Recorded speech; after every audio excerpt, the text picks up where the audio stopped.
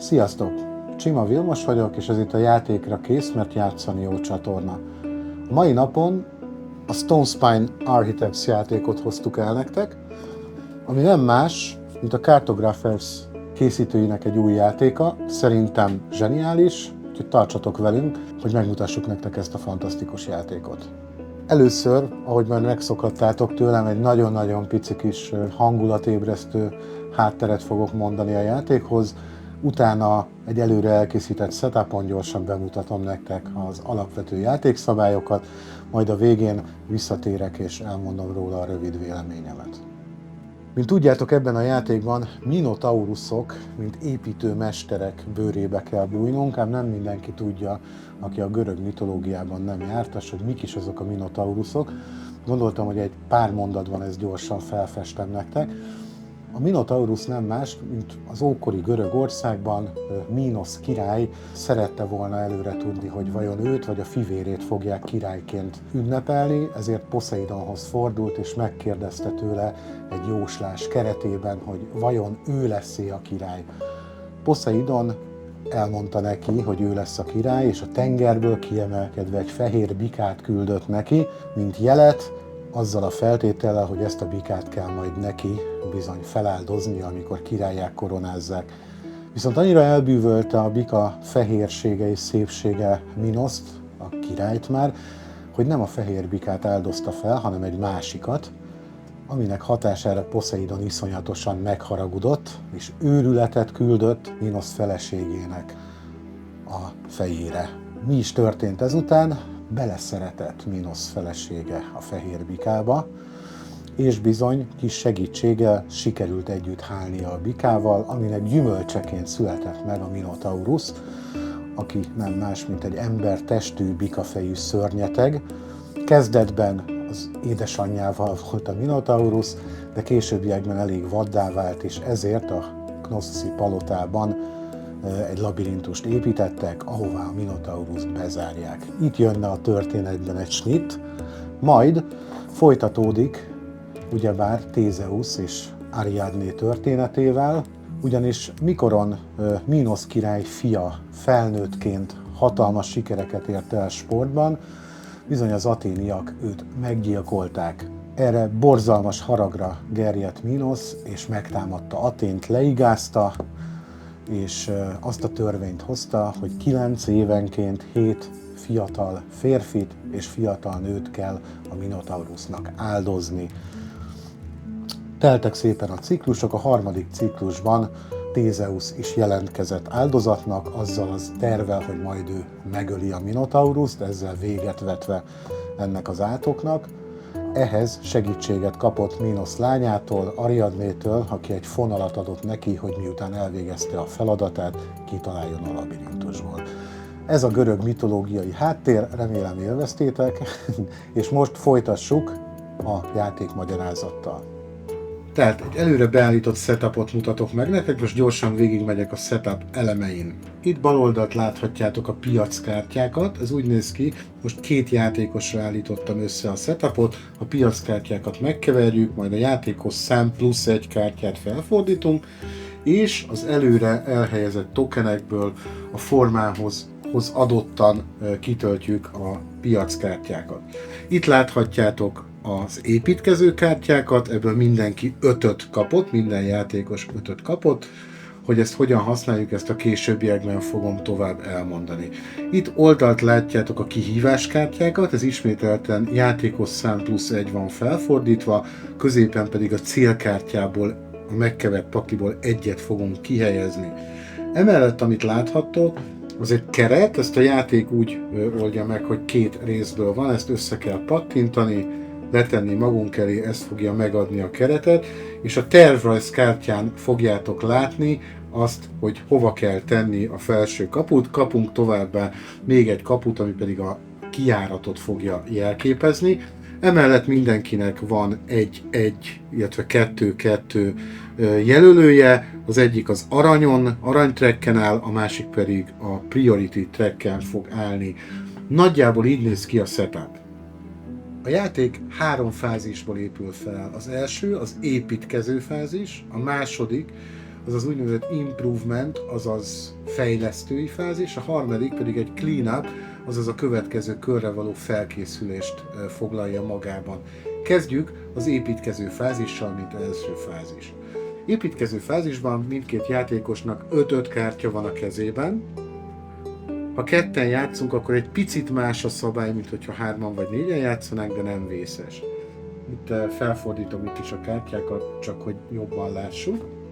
A kártyákon láthatunk aranyértéket, már előre rajta lévő lényeket, illetve dobozokat. Emellett, ahogy játszom, fogom bemutatni nektek, hogy mire való. Úgy kezdődik az építkező fázis. 4 év alatt fogjuk végigjátszani a játékot. Az első évben mindig a legfelső 4 kártya helyére kell elhelyeznünk egy-egy kártyát. Ez úgy kezdődik, hogy mindenki kiválaszt egy kártyát. Mondjuk én például kiválasztom ezt a kártyát, és leteszem ide. Ő is kiválaszt egy kártyát, és leteszi ide. Majd utána a maradék kártyát megfogjuk, és kicseréljük egymás között. Ez...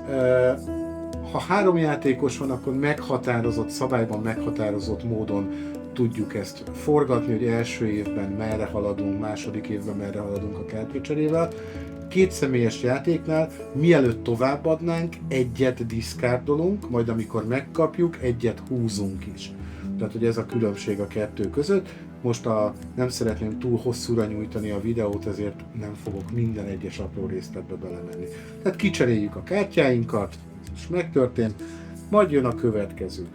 Minden évben csak vízszintesen építkezünk, a következő évben fogunk ráépíteni erre. Ad abszurdum, azt nem tehetjük meg, hogy most a következő kártyát a már lerakott kártyára tesszük rá. Itt megint ki fogok választani egy kártyát, mondjuk kiválasztom innen ezt, leteszem mellé, ő is letesz egyet, mondjuk ezt. Nagyon fontos, hogy nem feltétlenül kell az utaknak csatlakozniuk egymáshoz. Ez nem feltétel. Ismételten cserélünk. Következő. Megint mondjuk én ezt fogom most ide letenni, ő pedig ezt teszi ide le. Ismét cserélünk.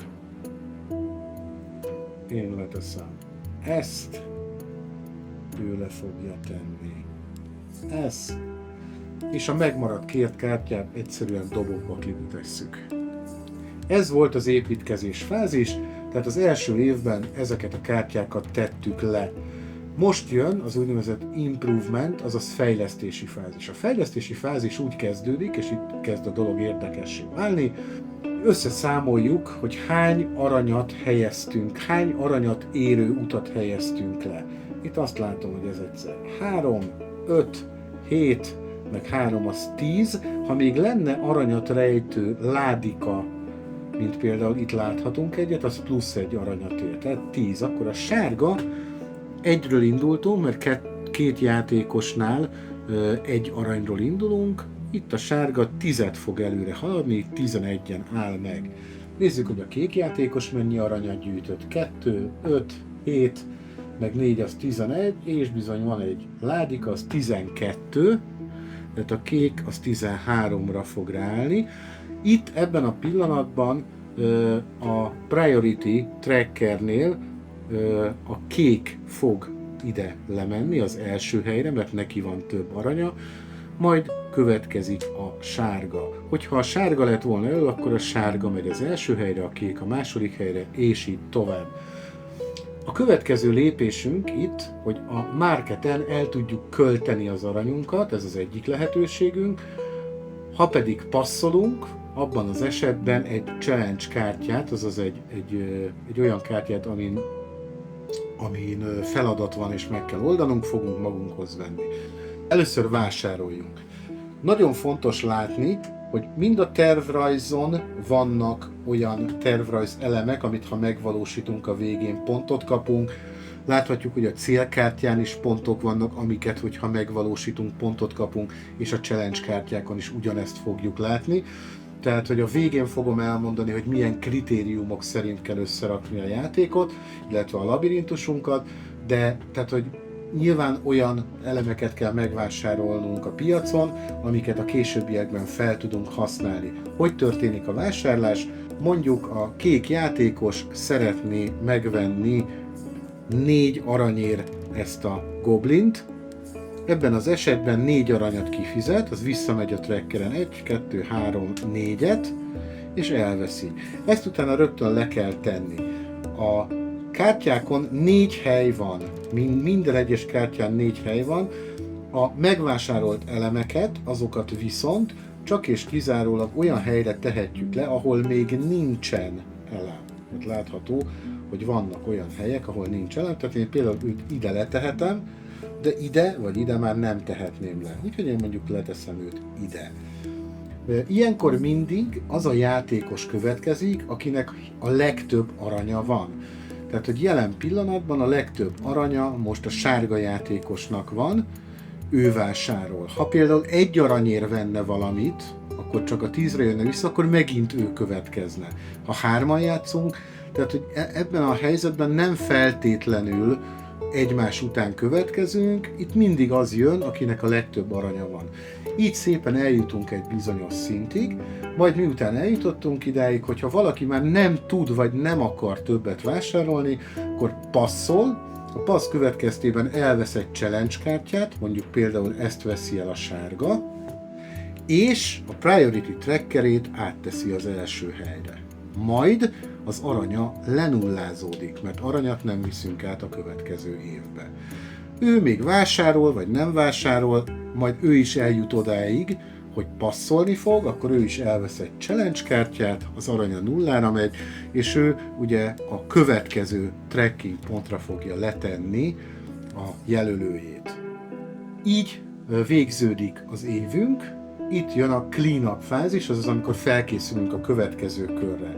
Ez a következő körre felkészülés úgy történik, hogy a megmaradt jelölőket visszatesszük a dobozba, a helyükre, a 3 kártya megy dobópakliba, a helyére kijön 3 új kártya,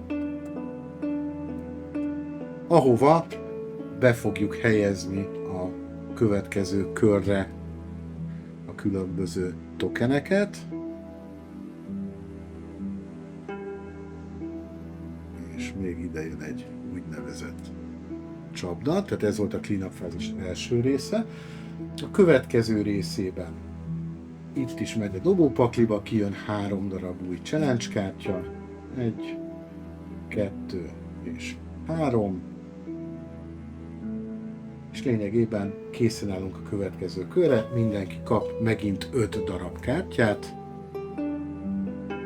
és kezdődik a következő év.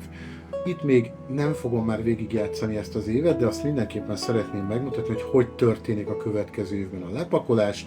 Tehát a kártyákat szépen rá tudjuk így helyezni az előtte lévő kártyára, letakarva az aranyat, látva, hogy hogyan megy tovább a labirintusunk. Én most csak így random le fogom most helyezni őket. És akkor itt látható, hogy ismét lesz egy aranyértékünk, megint épül szépen a labirintusunk, követnünk kell a blueprintet, és lényegében kezdődik a következő kör. A játék ennyire borzasztóan egyszerű, senkit ne rémisszen meg, hogy egy viszonylag sok szabálynak tűnő szabálykönyvet kapunk, de igazából semmivel sem bonyolultabb, mint a kartográfusok a játék, viszont ahogy látjátok, több szinten kell gondolkodni benne. Nagyon egyszerűen, nagyon gyorsan tanulható. Még ejtsünk egy pár szót arról, hogy a végén hogyan pontozunk, itt látjátok a pontozót.